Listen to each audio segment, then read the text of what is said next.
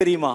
வானத்தையும் பூமி உண்டாக்கின தேவனுடைய வார்த்தைகள், உண்டாக்கும் வார்த்தைகள், உயிரூட்டும் வார்த்தைகள், ஜெயிக்கும் வார்த்தைகள், துரத்தும் பிசாசனுடைய சத்துவங்களை துரத்தும் வார்த்தைகள், இவைகள் எல்லாம் அந்த வசனம். கடைசியாக ஒரே ஒரு காரியம் சொல்றேன் பாருங்க. இப்போ அடுத்து நம்ம என்ன செய்ய போறோம்? இந்த வசனத்தை எப்படி பயன்படுத்துவது என்று நம்ம பார்க்க போகிறோம். அடுத்து கடைசி காரியம், கர்த்தருடைய வார்த்தை யுத்தம் செய்கிறது, சண்டை போடுது, உங்களுக்காக உயிர்ப்பித்தது, வழிகாட்டினது, ஒழுங்கற்றவைகளை ஒழுங்காக்கினது, ஒன்றுமில்லாமல் இருந்து காரியங்களை உருவாக்கினது, உங்களுக்காக யுத்தம் செய்கிறது.